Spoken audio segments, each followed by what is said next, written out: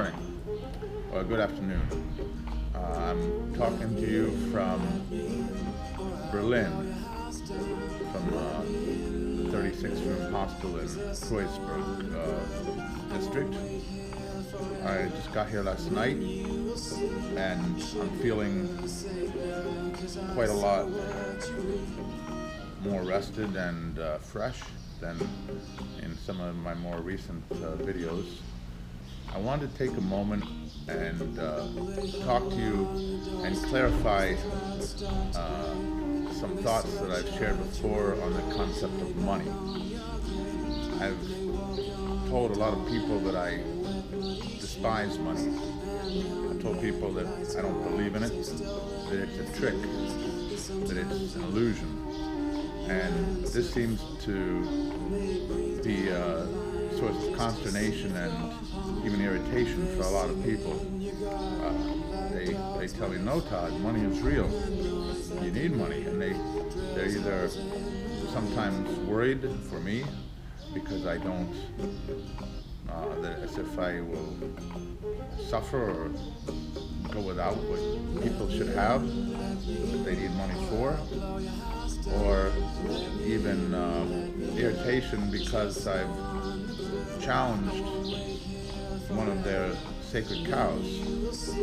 So I'd like to explain what I mean by it, really. Basically, money is an intermediary between people and love. In other words, in an ideal world, in a world where love rules, what is the purpose of money? If I need something, if I need a cup of coffee, or some sunglasses, or some food, or some clothing, and I ask for it, will you give it to me? Will the answer be yes, or will the answer be no? Will it be acceptance or rejection? And I think you can see that in a world where love rules, having no money would not be much of a problem, because if you love, you'll give. There's one commandment: love the Lord your goddess with all your heart and soul, and your neighbor as yourself. Who is your neighbor? We're all neighbors. We're all brothers and sisters in this world. There's one family of humanity. You keep hearing people say we're one. That's because we are one.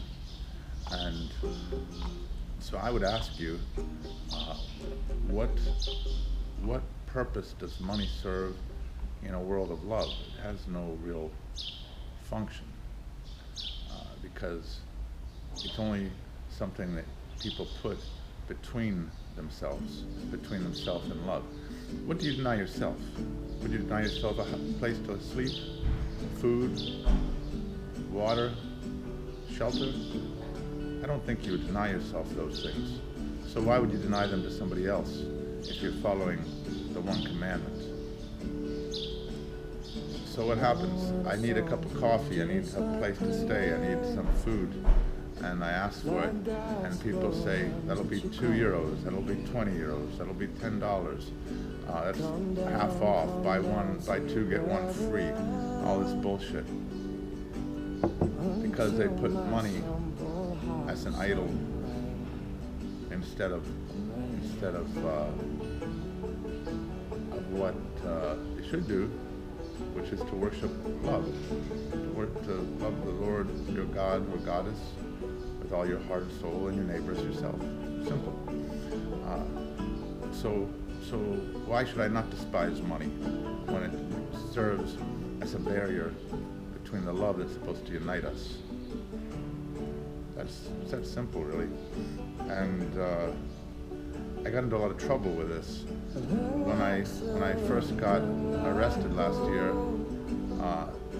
and sent to a mental hospital, that was one of the things that irritated some people at the airport in Portland, Maine, because I was telling them, hey, money is an illusion, it's a trick. But let me tell you, money has no intrinsic value.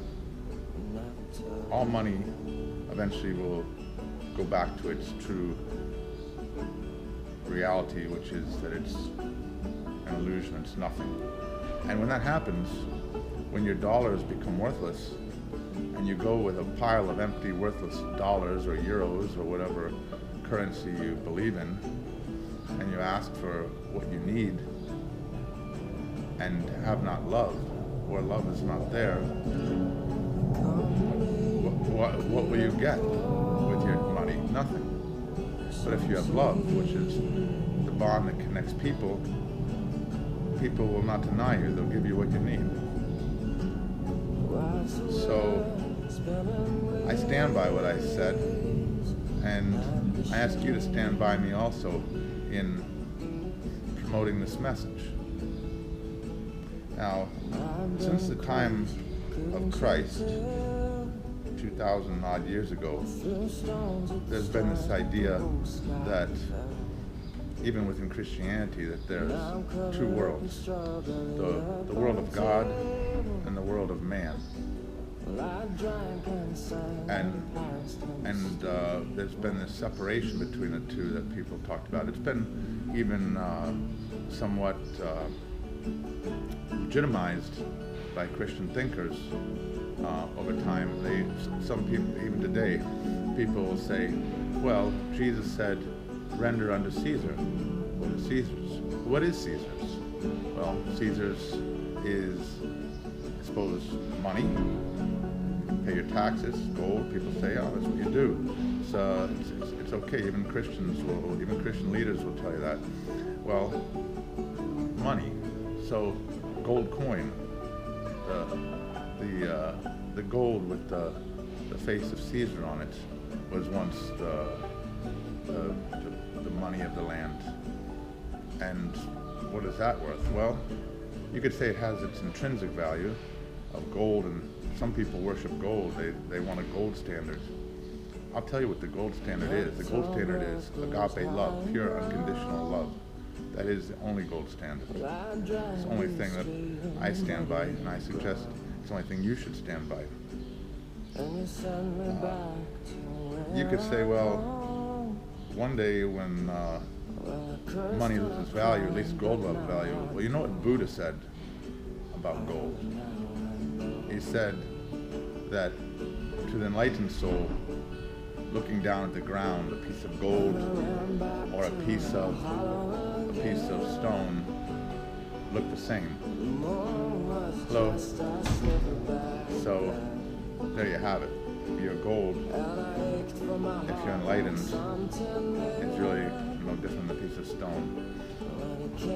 The alchemists were looking for ways to turn the base metals into gold, but alchemists were the original sources of chemistry, modern chemistry. And yeah, there's some value in this chemistry, but the true meaning of alchemy is, of course, spiritual alchemy, and how you find the spiritual gold out of the baser elements. And the meaning of divine alchemy really is that finding that perfect perfection, which is tied so inextricably in the human soul, in the human condition, within all the base elements of selfishness and worship of money and so forth. So let us seek that spiritual alchemy.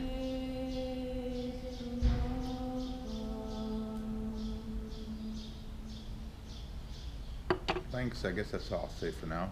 Did I explain that well enough? I hope so. I hope it's a little bit clearer. Yeah, I'm not actually naive. I'm not actually insane. I understand money's role in this world that we all find ourselves in this fake, illusionary world. But I see a new day dawning. And in that day, this money is going to present itself as what it really is worthless. I come from the United States. I was born in Washington, D.C. And in the United States, we have something called the worship of money. In the Bible, the god of wealth, the personification of greed and avarice, is known as mammon, M-A-M-M-O-N, mammon. And when I look back to where I come from, I don't see the United States of America. Nothing united about the States of America. What I do see is the United States of mammon. And I do not accept to participate in such a state. I'd like to participate in a united world of love. And that means we need to practice the speaking of truth and to repeat these things to everybody we meet and to ourselves, and to practice them and to continue doing so until this victory is achieved, that truth reigns on this planet and that love reigns. Have a really good day, and I'll be back soon with more thoughts and ideas about how to